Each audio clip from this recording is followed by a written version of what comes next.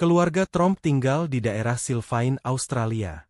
Mereka terdiri dari Mark Tromp yang berusia 51 tahun, istrinya, Jacoba Tromp 53 tahun, dan 3 anak mereka, Rihanna 29 tahun, Mitchell 25 tahun, serta Ella 22 tahun.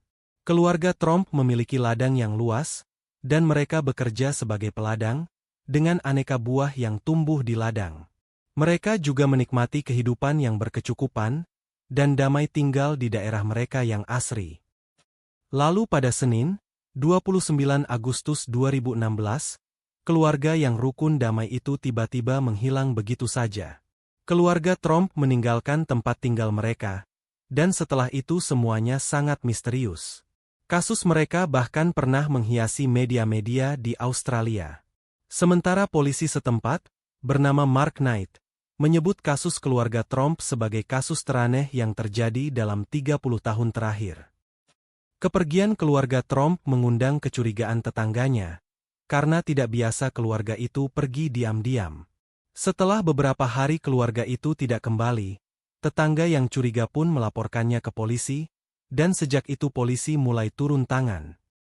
Ketika menyelidiki rumah keluarga Tromp, polisi menemukan beberapa ponsel, beberapa paspor dan beberapa kartu kredit. Tampaknya keluarga Tromp pergi dengan hanya membawa uang tunai. Saat mendatangi rumah keluarga Tromp, polisi mendapati rumah mereka tidak dikunci. Menurut The Daily Telegraph, polisi sempat menemukan catatan keuangan keluarga Tromp selama bertahun-tahun, tumpukan dokumen, termasuk paspor dan kartu kredit setiap anggota keluarga, seperti yang disebutkan sebelumnya. Tumpukan dokumen itu disusun teratur, dan tampaknya keluarga Tromp sedang mencari sesuatu. Inilah kisah selengkapnya, dan selamat menyelami dunia misteri.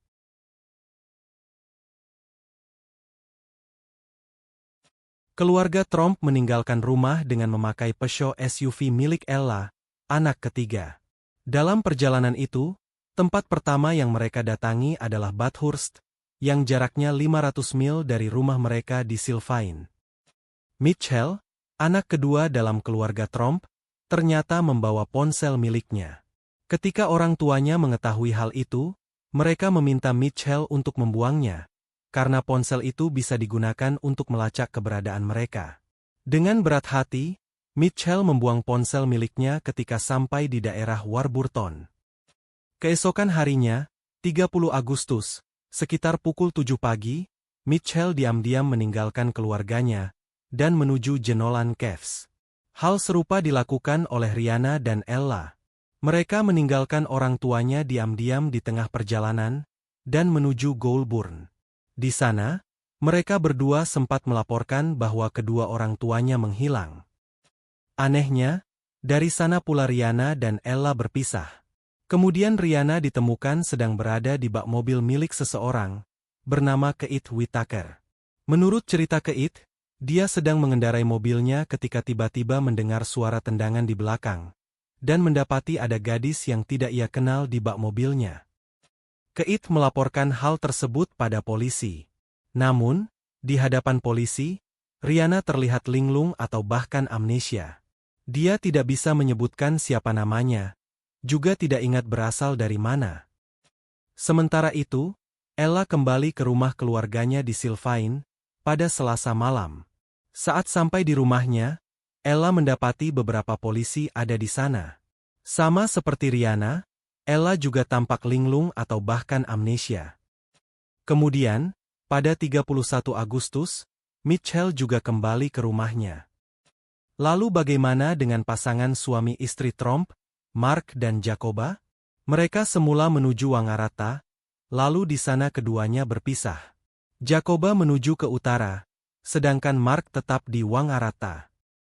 Mark sempat disebut-sebut sebagai pelaku yang memepet mobil milik sepasang suami istri, karena ciri-ciri mobilnya sama dengan mobil milik Mark yang dia kendarai pada hari Rabu pukul 22 malam. Menurut penuturan pasangan tersebut, mereka sedang melaju di jalan. Suami menyetir, sementara si istri bermain game. Tiba-tiba, sebuah mobil memepet mobil mereka, dan mereka bisa melihat dengan jelas siapa pengemudi mobil yang memepetnya, karena jaraknya sangat dekat. Sang suami juga mengatakan, ketika dia menepikan mobilnya, mobil yang memepetnya juga ikut berhenti. Lalu seorang laki-laki keluar dari mobil tersebut dan berjalan menghampiri mereka, tapi kemudian berhenti di tengah jalan dan memandang ke arah mobil mereka. Laki-laki aneh itu adalah Mark Tromp. Ia kemudian berjalan menuju Wangaratas Meriwa Park dan menghilang. Polisi menyisir daerah tersebut, namun tidak menemukan seorang pun di sana. Sementara kunci mobil milik Mark juga masih terpasang di mobilnya. Kemudian, untuk mencari jejak hilangnya Mark, polisi menyelidiki sebuah motel di Wangaratta yang dipercaya sempat didobrak oleh Mark agar dapat menginap di sana. Keesokan harinya, pada 1 September, Jacoba pergi menuju daerah Yas dan mencoba membooking sebuah kamar motel. Seseorang sempat mengenali wajahnya karena foto-foto keluarga Tromp muncul di koran-koran dan dikabarkan hilang, dan dia mengantarkan Jacoba ke rumah sakit, lalu segera menghubungi polisi. Pada 3 September, Mark terlihat berjalan di jalanan Wangaratta pada pukul 17.50 sore. Dia sempat ditanyai polisi dan menjalani pemeriksaan kesehatan mental. Mark juga berada di kantor polisi selama 5 jam, sebelum akhirnya ditemani salah satu anggota keluarganya. Keesokan harinya, Mitchell dan Ella muncul ke hadapan para wartawan, menyampaikan terima kasih pada polisi dan media, karena sudah menemukan ayah mereka. Namun, mereka tidak menceritakan secara detail apa yang telah terjadi, karena mereka sendiri masih kebingungan dengan hal itu. Berdasarkan penyelidikan, setiap anggota keluarga Tromp dinyatakan tidak mempunyai penyakit mental. Menurut Mark Knight, anggota polisi yang menangani kasus tersebut, keluarga Tromp juga tidak memiliki tanda-tanda menggunakan obat-obatan terlarang, tidak memiliki utang, dan mereka juga tidak terlibat dalam aliran sesat atau semacamnya. Banyak orang bertanya-tanya, apa yang menyebabkan keluarga Tromp secara tiba-tiba meninggalkan rumah mereka, dan hal-hal yang memicu mereka untuk saling memisahkan diri satu sama lain. Pertanyaan itu patut diajukan, karena polisi tidak bisa menemukan jawabannya, dan keluarga Tromp sendiri juga tidak tahu apa yang telah mereka lakukan. Belakangan, setelah beberapa hari berkumpul kembali di rumah, kesadaran dan kewarasan mereka memang kembali seperti sedia kala.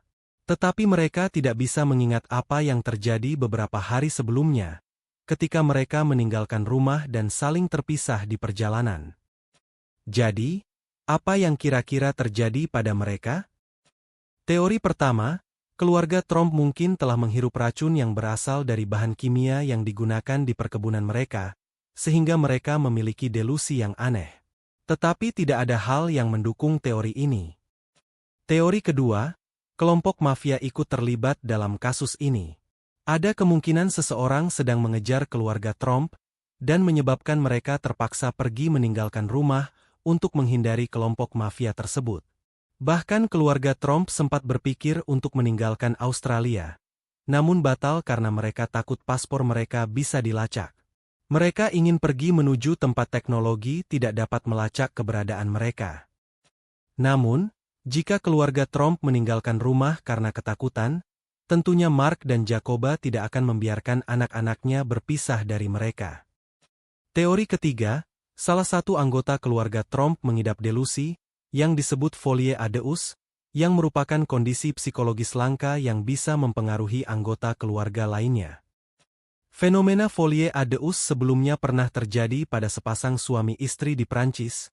Mereka mengalami delusi dan menunjukkan perilaku paranoid. Mereka percaya rumah mereka dijadikan target penyebaran debu dan serat beracun, hingga mereka memakai sepatu ketika tidur. Menurut penilaian dokter yang menangani kasus itu, tidak jelas siapa yang memulai perilaku delusi yang terjadi dalam keluarga Tromp. Namun sudah jelas bahwa mereka saling memperkuat ketakutan masing-masing. Menurut penelitian, 90% kasus folie à deux dialami pasangan suami istri, orang tua dan anak-anaknya, serta antar saudara. Berikutnya, media mengungkapkan bahwa Mark dan Jacoba menunjukkan gejala stres, karena salah satu dari mereka percaya ada seseorang yang mencoba merampok dan membunuh mereka.